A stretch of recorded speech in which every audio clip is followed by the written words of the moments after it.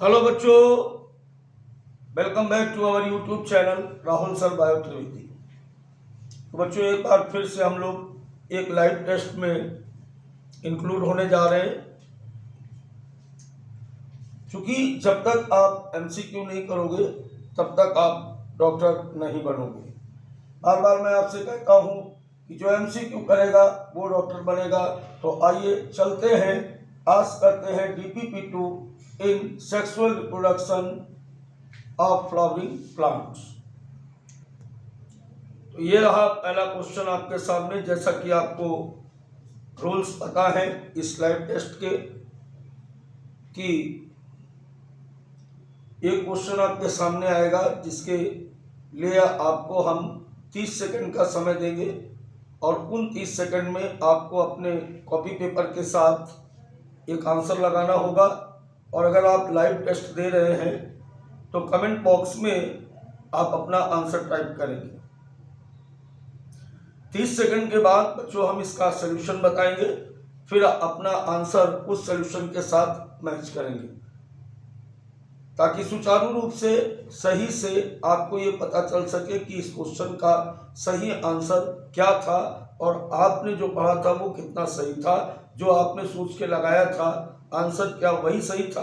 तो चलिए बिना टाइम बर्बाद किए शुरू करते हैं आज का लाइव टेस्ट। और पहली क्वेश्चन है हमारा, the artificial hybridization if the female parents bears bisexual flower, removal of anther from the flower, but before the anther dehiscence using a pair of forceps is necessary. This step is referred to as bagging, pollination, emasculation, both 1 and 3। कृत्रिम संकरण में यदि मादा जनक में उभयलिंगी फूल होते हैं तो पराग कोष के विखंडन से पहले पुष्प कली से पराग कोष को की एक जोड़ी कैंची की एक जोड़ी का उपयोग करके निकालना आवश्यक होता है। इस चरण को कहा जाता है। चलिए आप अपना आंसर टाइप करें जल्दी से। देखिए, आर्टिफिशियल हाइब्रिडाइजेशन का मतलब है कि किसी साइंटिस्ट के द्वारा, स्टूडेंट्स के द्वारा मन चाहे पराग कणों को मादा के स्टिग्मा पर या वर्तिकाग्र पर पहुंचाना। इसके लिए क्या करना है, वो कह रहा है कि अगर बाइसेक्सुअल फ्लावर है, ये आप देख सकते हो कि मान लीजिए यहाँ पर कोई इस तरीके से ये फ्लावर है और ये फ्लावर बेटा यहाँ पर कैसा है, ये बाइसेक्सुअल है इस तरीके से, ऐसे। इस बाइसेक्सुअल में ये एंड्रोसियम और गाइनोसियम दोनों यहाँ पर दिए गए हैं। अब वो कह रहा है कि बड के ओपनिंग से पहले यदि हम क्या लगा दें,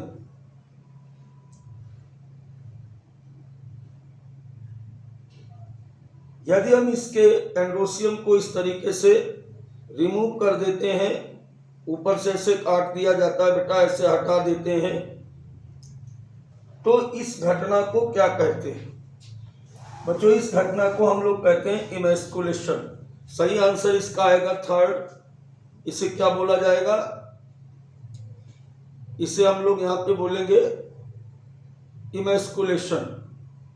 इसका सही आंसर होगा इमेस्कुलेशन। क्लियर हुआ? चलिए बात करते हैं क्वेश्चन नंबर 2 की। क्वेश्चन नंबर 2 आपके सामने है, triple fusion result in the formation of zygote only, both zygote and endosperm, neither zygote nor endosperm, endosperm only. त्रिगुणित फ्यूजन का परिणाम है जाइगोट का बनना, जाइगोट और इंडोस्पर्म दोनों का बनना, ना तो जाइगोट का बनना और ना ही इंडोस्पर्म का बनना, केवल इंडोस्पर्म का बनना। जल्दी से आंसर दीजिए।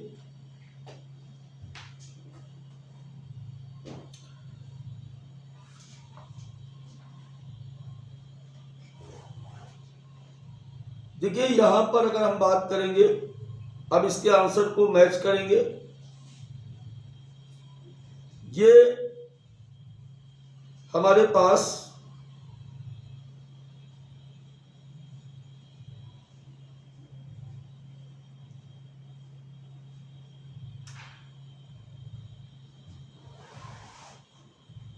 एक एंडोस्पर्म है, सॉरी एम्ब्रियो सैक है। इस एम्ब्रियो सैक के अंदर ये साइनर्जिड सेल्स, ये एग सेल और यहाँ पर ये एंटीपोडल सेल्स होती हैं। ऐसे ये एंटीपोडल सेल्स हैं, ये साइनर्जिड सेल्स हैं, ये साइनर्जिड सेल्स, ये ऊपर 3 एंटीपोडल सेल्स हैं।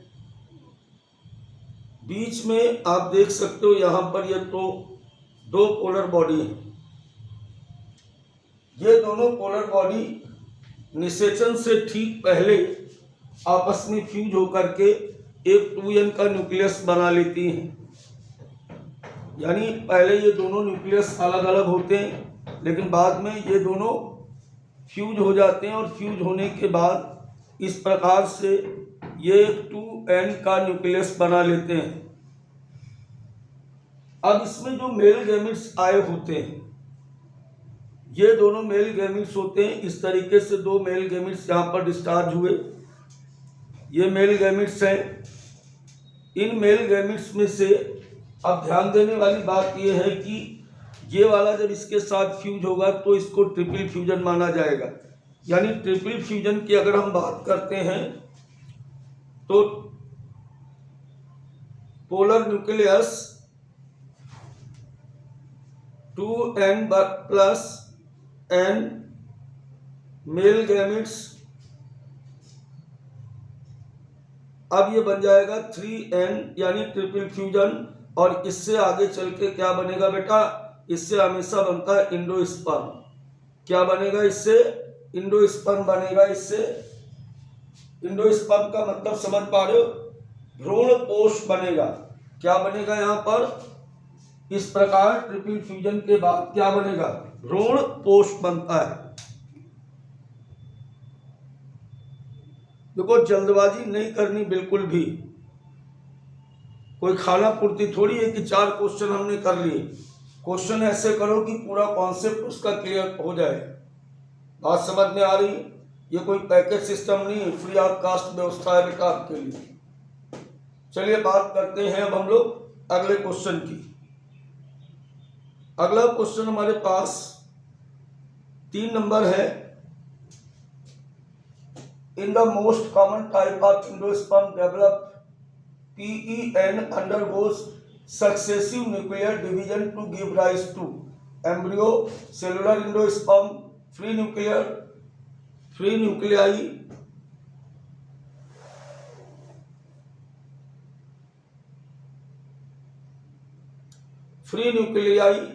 endosperm। अब फ्री क्वेश्चन आपने पढ़ लिया है एंडोस्पर्म विकास के सबसे सामान्य प्रकार में, जिसमें क्रमिक रूप से परमाणु नहीं, ये परमाणु नहीं लिखा बेटा, केंद्रक लिखा हुआ है। ये केंद्रक लिखा हुआ है, केंद्रक विभाजन से गुजरता है, जिसमें निम्नलिखित उत्पन्न होता है।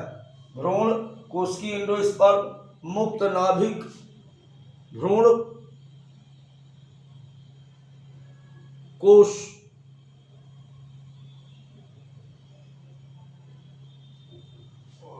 मुक्त नाभिक भ्रूणकोश, आंशिक रूप से केंद्रकी एंडोस्पर्म, आंशिक रूप से कोशिकीय एंडोस्पर्म। जल्दी से बताइए, आंसर बताइए।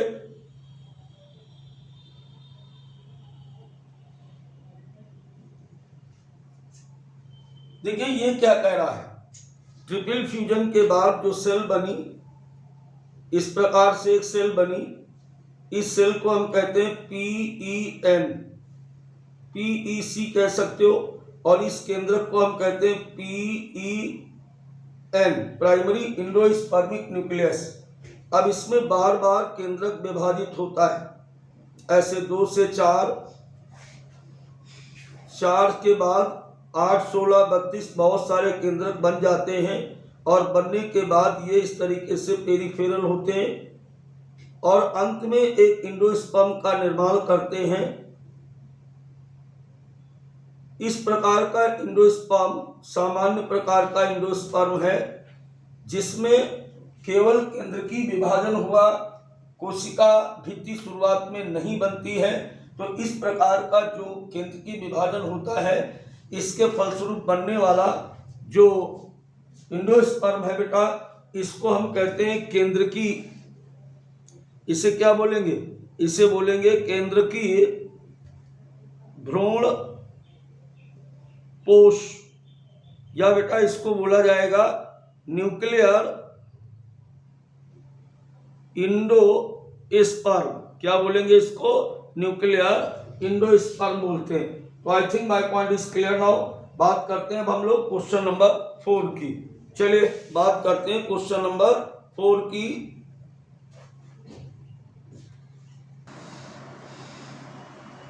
बात की जा रही है अगले क्वेश्चन नंबर 4 की। Scutellum is cotyledons of grass family, cotyledon of pea seed, cotyledons of beans, cotyledons of groundnut. चलिए जल्दी से बताइए स्कूटेलम शब्द का प्रयोग हम किसके लिए करेंगे? इससे इजी क्वेश्चन पूरी चैप्टर में नहीं है, ये ध्यान रखना हमेशा। जल्दी से आंसर टाइप करो। अरे हिम्मत करो भाई, हिम्मत करो, जल्दी करो।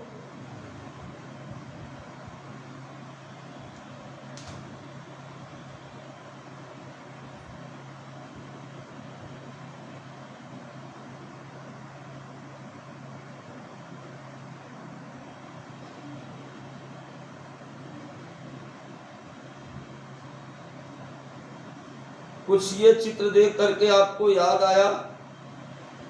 कुछ याद आया बच्चों? ये डायग्राम देख करके आपको कुछ याद आ रहा है? इस तरीके से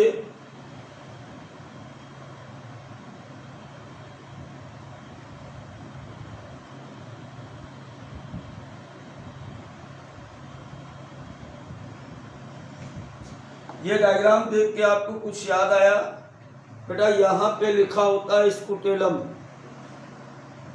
ये लिखा होता है स्कूटेलम, और स्कूटेलम हमेशा ग्रास फैमिली यानी मोनोकॉट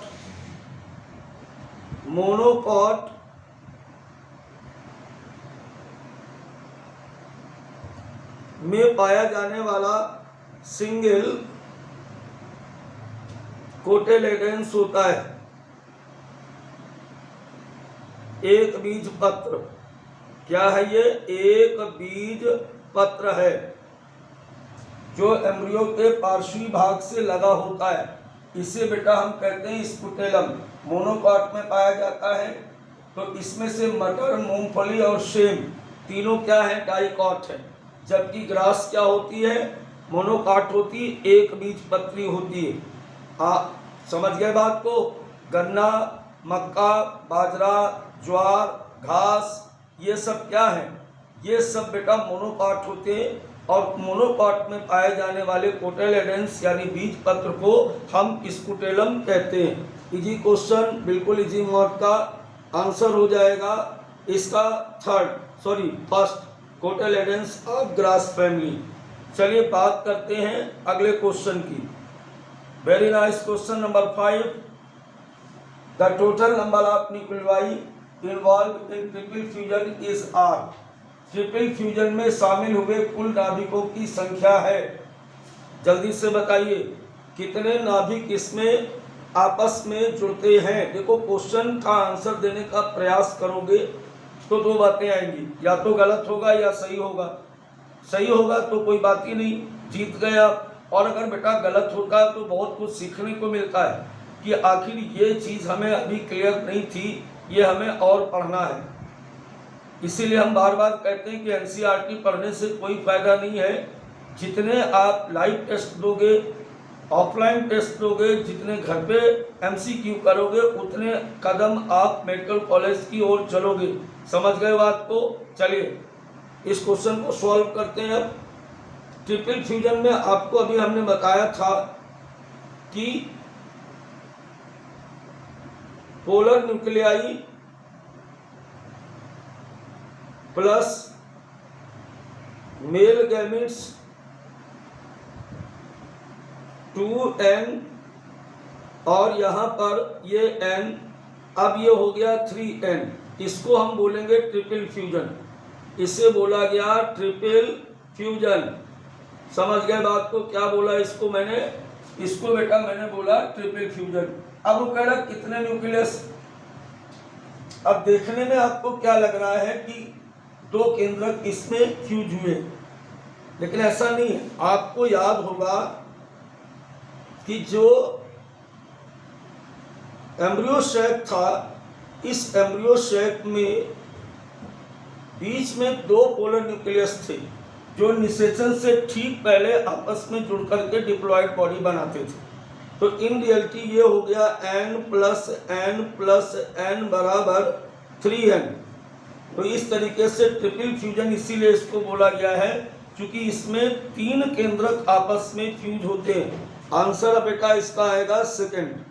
ठीक है, तो मैं बार बार कह रहा हूँ कि आप भी अपने आंसर लगाइए। हमारे आंसर देने सोल्यूशन से पहले आप अपने आंसर बताइए।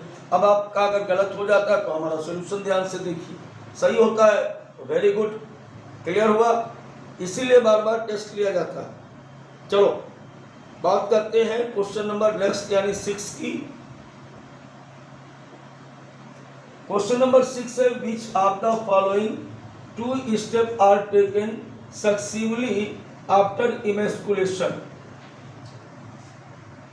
नपुंसकता नहीं, इमैस्कुलेशन का मतलब मैंने अभी बताया था पहले क्वेश्चन में कि removal of anther before pollination during the artificial hybridization. कृत्रिम संकरण में कली के खुलने से पहले एंथर को निकालने की घटना को इमैस्कुलेशन कहते हैं। ये बात अभी हुई थी। अब उसी से आगे क्वेश्चन है कि उसके बाद हम कौन सा स्टेप करते हैं। अब जैसे इसको हमने क्या किया कि इसको इमैस्कुलेट कर दिया, इसके हमने बेटा हटा दिए,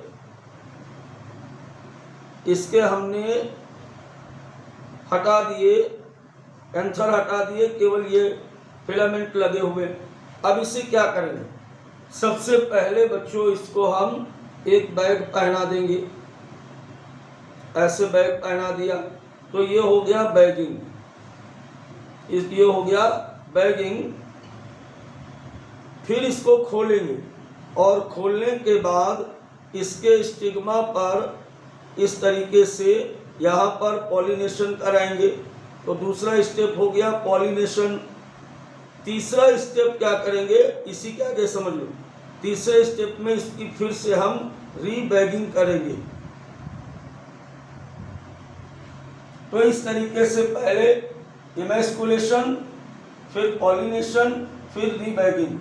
और बैगिंग से पहले क्या करेंगे, यहाँ पर बता रहा हूँ इमैस्कुलेशन। तो ये आपके हो गए कितने, एक स्टेप, दूसरा स्टेप, तीसरा स्टेप और चौथा स्टेप। ये चारों स्टेप मिल करके बनाते हैं क्या, आर्टिफिशियल हाइब्रिडाइजेशन। तो बात समझ पाए। चलिए बात करते हैं अब हम लोग अगले क्वेश्चन की।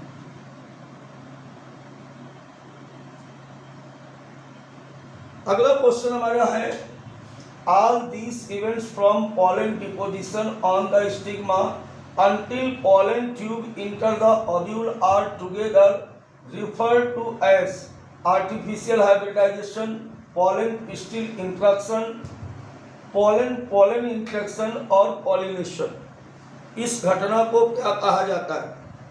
चलिए आप अपना आंसर लगाइए, पहले तो जल्दी से आंसर लगाइए और सभी लोग लगाइए, फटाफट करिए। आपको 30 सेकंड दिए जाते हैं।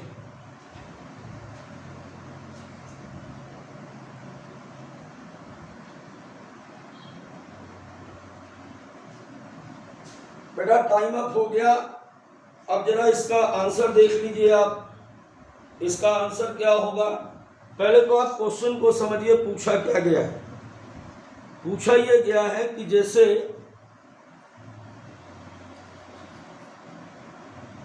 ये कोई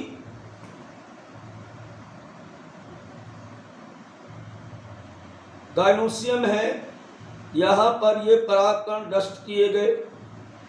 all this event from pollen deposition, तो ये क्या हुआ, पॉलन डिपोजिशन हो गया, ये हो गया पॉलन डिपोजिशन। अब पॉलन डिपोजिशन के बाद क्या होगा कि पराग कण जो हैं पॉलन ग्रेन्स ये इस तरीके से ऐसे जर्मिनेट होते हैं और पॉलन ट्यूब यहाँ से बाहर निकलती है। ये हो गया पॉलन ट्यूब। अब ये पॉलन ट्यूब फाइनली क्या होती है, इस तरीके से ओव्यूल के अंदर एंट्री करती है ऐसे। तो इस पूरे इवेंट्स को क्या कहते हैं, परागकणों का वर्तिकाग्र पर गिरना, परागकणों का अंकुरण होना, पॉलन ट्यूब का लंबाई में बढ़ना और अंत में पॉलन ट्यूब का ओव्यूल के अंदर प्रवेश करना। इस पूरी घटनाक्रम को क्या कहा जाता है, क्वेश्चन ये है। इसे बेटा हम कहते हैं पराग स्त्रीकेषण आकर्षण, पराग स्त्रीकेषण आकर्षण, पॉलन पिस्टिल इंट्रैक्शन। क्या बोलेंगे बेटा इसको, पॉलन पिस्टिल इंट्रैक्शन। आंसर क्या आएगा बेटा हमारा 2। चलिए बात करते हैं अब हम लोग क्वेश्चन नंबर 8 की।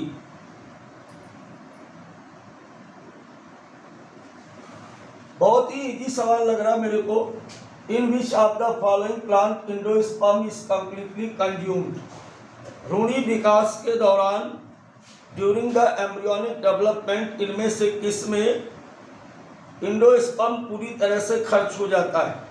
आप सभी को बताया गया था कि एंडोस्पर्म एक ऐसा टिश्यू है जिसमें फूड स्टोरेज रहता है और ये एम्ब्रियोनिक डेवलपमेंट के लिए आवश्यक होता है, भ्रूण को पोषण प्रदान करता है, ऐसी कई सारी बातें बताई गई थी। और इसके आधार पर 2 प्रकार के सीड थे, एंडोस्पर्मिक और नॉन एंडोस्पर्मिक। तो यहाँ पर जो बात की जा रही वो बात ये है कि किस प्रकार के पौधों में पूरी तरीके से एंडोस्पर्म एक्सपेंस हो जाता है। जल्दी से बताइए आंसर बताइए अपना। ठीक है, इसका आंसर आएगा बेटा 4। चूंकि कंप्लीटली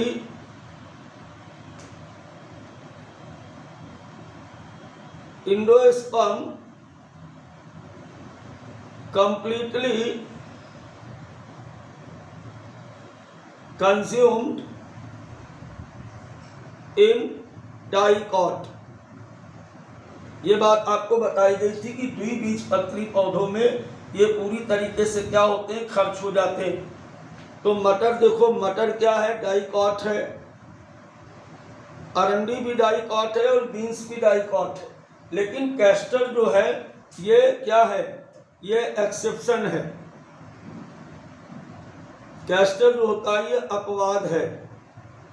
ये बेटा है तो द्विबीजपत्री, लेकिन इसमें टोटली कंज्यूम्ड नहीं होता है मोनोकॉट की तरह। लेकिन यहाँ पर अगर हम देखें कि मटर और beans both are the dicot purely, और इनमें एंडोस्पर्म पूरी तरीके से खर्च हो जाता है। तो सही आंसर इसका आएगा 4। चलिए बात करते हैं अगले क्वेश्चन की।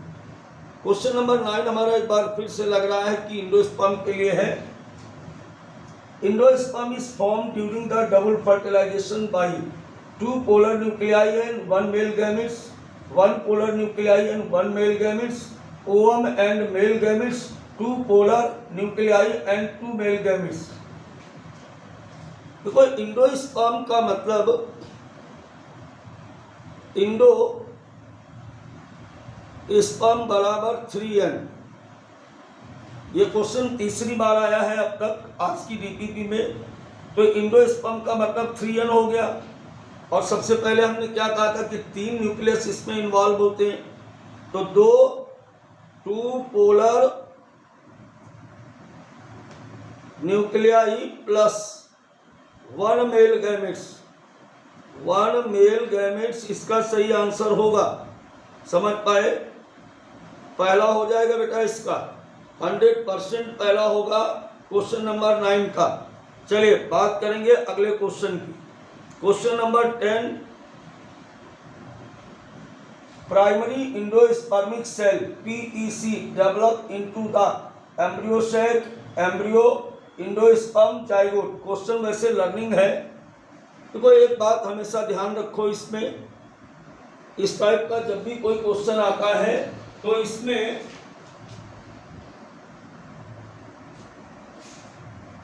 एक बात ध्यान रखनी है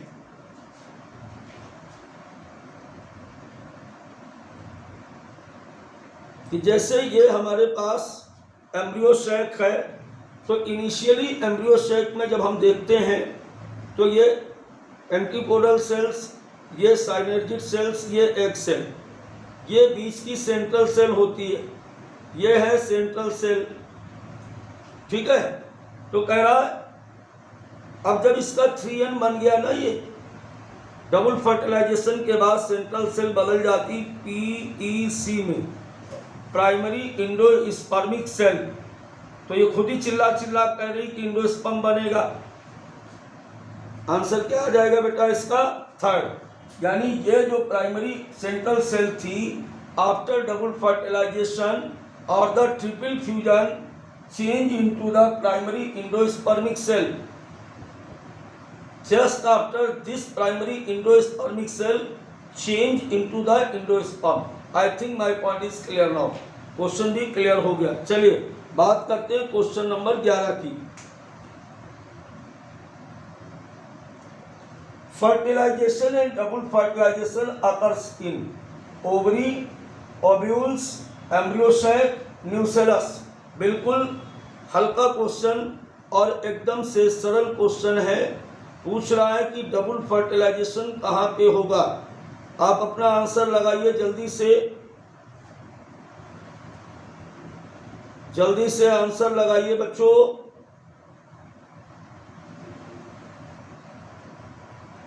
डबल फर्टिलाइजेशन होता कहाँ पे है? तो डबल फर्टिलाइजेशन बेटा यहाँ पे होता है। कहाँ पे? एम्ब्रियो सैक में होता है, भ्रूण कोश के अंदर होता है। कहाँ होता है? भ्रूण कोश के अंदर। हमेशा दोहरा निषेचन भ्रूण कोश के अंदर होता है। एकदम इजी सवाल, NCERT बेस्ड फुली। चलिए बात करेंगे क्वेश्चन नंबर 12 की। The number of nuclei taking part in double fertilization are. दोहरे निषेचन के अंतर्गत कुल कितने केंद्रक भाग लेते हैं? चलो देख लेते हैं भाई। आप आंसर लगाइए जब तक मैं भी बता रहा हूं आपको।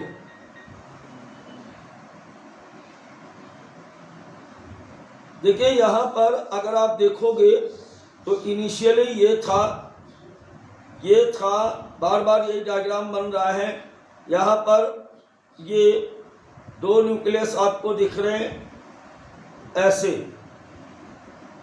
और दो न्यूक्लियस ये आ गए male gametes.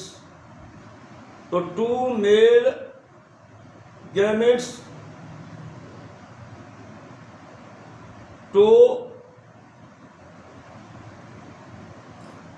Polar nuclei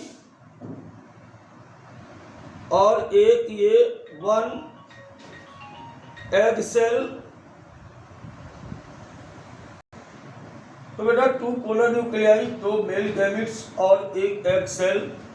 total को न्यूक्लियस कितने हो गए बेटा? 5 न्यूक्लियस हो गए इस तरीके से।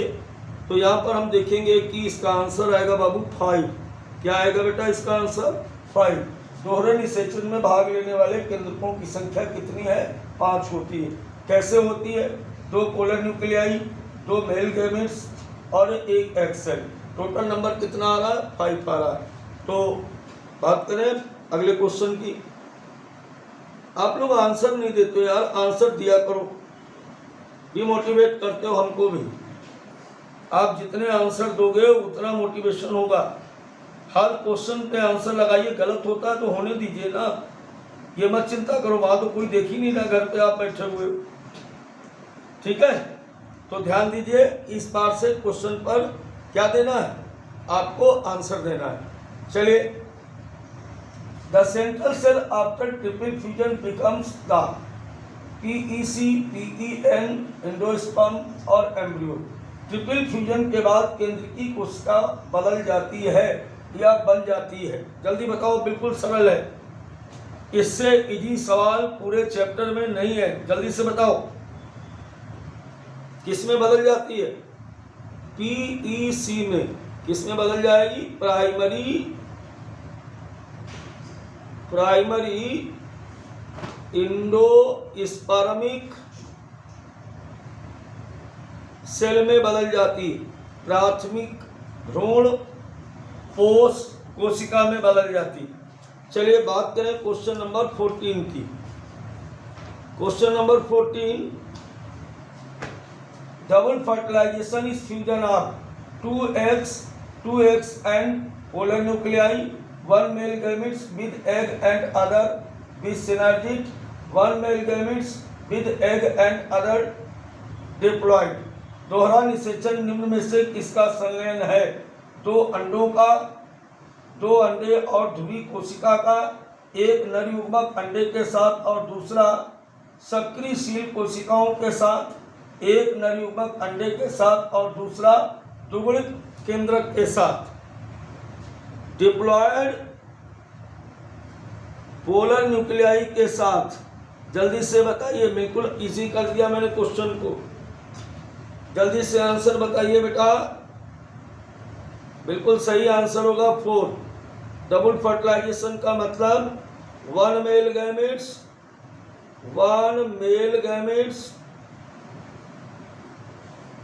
प्लस वन एग सेल बराबर फर्स्ट फर्टिलाइजेशन। ये फर्स्ट फर्टिलाइजेशन हो गया। फिर क्या हुआ? One male gametes plus polar nuclei बराबर सेकेंड फर्टिलाइजेशन।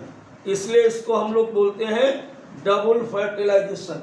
इसलिए इसको क्या बोला जाता है? डबल फर्टिलाइजेशन या दोहरा निषेचन। आंसर क्या आएगा बेटा इसका? 4 आएगा।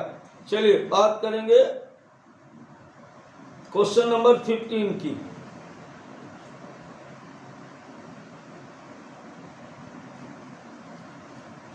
Synergy is the process, syngamy is the process in which male gamete fuse with the female gametes, pollen tube enter into the ovule through micropyle, pollen tube enter into the ovule through chalaja, vegetative cell and tube cell fuse। जल्दी से बताइए, easy question,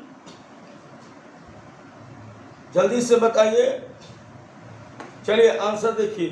तो यहाँ पर एक चीज ध्यान रखना, सिन का मतलब होता है पेयर होना, जुड़ना, और गैमी का मतलब यहाँ पर है, गैमी का मतलब है बेटा यहाँ पर गैमेट्स, यानी दो गैमेट्स का आपस में मिलना सिंगैमी कहलाता है। तो दो क्या हो जाएगा? एक नर युग्मक मादा युग्मक के साथ जुड़ेगा। आंसर क्या आएगा इसका? पहला। सिंगैमी का मतलब होता है कि mail gametes plus female gametes या एग के साथ जब संलयन करेगा तो बेटा इसको हम क्या बोलेंगे? तो बेटा इसको हम बोलते हैं सिंगैमी या संयुग्मन। चलिए क्वेश्चन नंबर 16 की बात करते हैं। आज तो यार पेपर सेटर ने किया है सारा खेल, एंडोस्पर्म और डबल फर्टिलाइजेशन के पीछे पड़ गया। चलो ठीक भी है, एक ही टाइप के क्वेश्चन करोगे तो सारे के सारे कॉन्सेप्ट आपके क्लियर हो जाएंगे। लेकिन बड़ी गलत बात है यार, सभी लोग आंसर नहीं देते हो। आंसर जरूर दीजिए, है ना? हाँ, double fertilization occurs among algae, bryophytes, angiosperm, gymnosperm. देखो मैंने एक बात आपको बताई थी, कोई नहीं बताई थी, पहले आप आंसर दीजिए, जल्दी से आंसर दीजिए। चलो अब बताई थी, मैंने आपसे कहा था कि डबल फर्टिलाइजेशन ये कॉपी में लाइन लिखी होगी, double fertilization is the characteristic feature of angiosperm. ये बात आपसे की गई थी कि दोहरा निषेचन आवृतबीजी पौधों की विशेषता है। बिना टाइम बर्बाद कराए एंजियोस्पर्म लगाइए और क्वेश्चन का सही आंसर पाइए। बात करेंगे अब हम लोग क्वेश्चन नंबर 17 की। An events unique to flowering plant is true fertilization, double fertilization, embryogenesis, pollination. उसी क्वेश्चन को दोबारा दूसरी तरीके से पूछ दिया गया कि आवृतबीजी पौधों का यूनिक लक्षण क्या है। यूनिक लक्षण है बेटा डबल फर्टिलाइजेशन, दोहरा निषेचन। बिल्कुल टाइम बर्बाद नहीं करना है। चलिए अब अगला क्वेश्चन है question number 18। Water of coconut is endosperm, nucellus, endocarp, mesocarp. एकदम easy question, learning question. Answer दीजिए, जल्दी बोलिए, जल्दी बोलिए। कोकोनट ऑफ वाटर, नारियल का पानी क्या है? इंडोस्पर्म होता है बेटा। कैसा इंडोस्पर्म होता है? फ्री न्यूक्लियर इंडोस्पर्म का एग्जाम्पल क्या है? एग्जाम्पल होता है कोकोनट वाटर।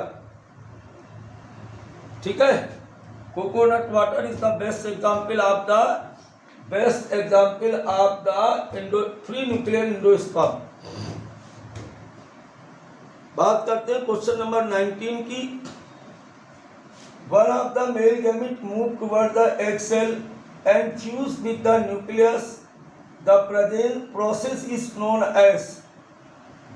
नर युग्मक में से एक अंडे की ओर बढ़ता है और उसके नाभि के साथ जुड़ जाता है। इस प्रक्रिया को कहा जाता है, इस प्रक्रिया को कहते हैं सिंगैमी। अभी थोड़ी देर पहले बताया था मैंने, क्या बताया था कि male gametes and plus egg अर्थात फीमेल गैमेट्स एंड दोनों आपस में जब जुड़ते हैं तो इसे क्या बोलते हैं? सिंगैमी। क्या बोलते हैं बेटा? सिंगैमी इसको बोला जाता है, इसको बोलते हैं सिंगैमी। क्लियर हुआ? बात करेंगे क्वेश्चन नंबर 20 की। Double fertilization is essential for formation of cotyledons, seed coat, endosperm, nucellus. जल्दी बताइए, एकदम इजी सवाल है, एकदम इजी सवाल है, जल्दी से बताइए आंसर क्या आएगा? इंडोस्पर्म। देखो सिंगल फर्टिलाइजेशन हमेशा सभी में होता है और उसका आंसर क्या होता है? Embryo formation. Double fertilization specific character इसलिए है क्योंकि यहाँ पर इंडोस्पर्म बनता है। बात करेंगे अब हम लोग 21 क्वेश्चन की। In monocarp plant endosperm is monoploid, diploid, mixture of monoploid and diploid cells, triploid. जल्दी बताइए, थोड़ा सा ट्विस्टेड क्वेश्चन है, दिमाग लगाइए, आंसर बताइए। बहुत बेकार आदमी हो तुम लोग यार, 100% बिल्कुल बेकार आदमी हो। यहाँ बोल बोल के पसीना आ गया, तुम्हें आंसर टाइप करने में उंगलियां तुम्हारी दर्द होती हैं। Is the wrong way. हंसी की बात नहीं है, गंदी बात करते हो। अरे गलत हो जाएगा तो कौन सा पहाड़ टूट जाएगा।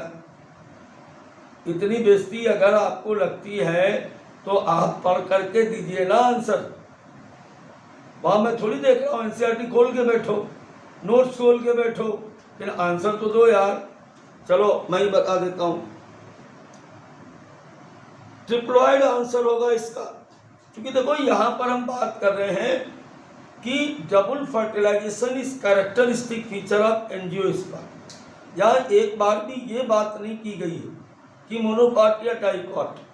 पूरे आवृतबीजी पौधों का ये अभिलक्षण है कि उनमें दोहरा निषेचन होता है, तो एक बीजपत्री में भी होगा और द्विबीजपत्री में भी होगा, पूरे एंजियोस्पर्म में होगा।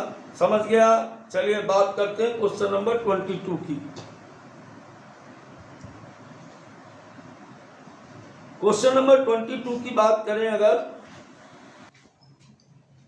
Question number 22, triploid tissue in angiosperm is, angiosperm में ट्रिप्लॉइड टिश्यू ऊतक है। अब तो यार ये सारे क्वेश्चन बोरिंग लगने लगे, बार बार वही घूम घूम के आ रहा। अब तक तो आपको भी टॉपिक पूरी तरीके से तैयार हो गया होगा। आज का टॉपिक था डबल फर्टिलाइजेशन और इंडोस्पर्म पर सारे के सारे क्वेश्चन थे। आंसर लगा लीजिए बिना कुछ सोल्यूशन के। इंडोथीलियम लिखा है तो गलत लिखा है, फिर आंसर क्या हो जाएगा इसका? इंडोस्पर्म।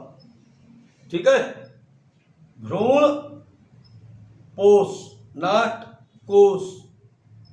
चलिए आगे बढ़ते हैं क्वेश्चन नंबर 23 के साथ। फिर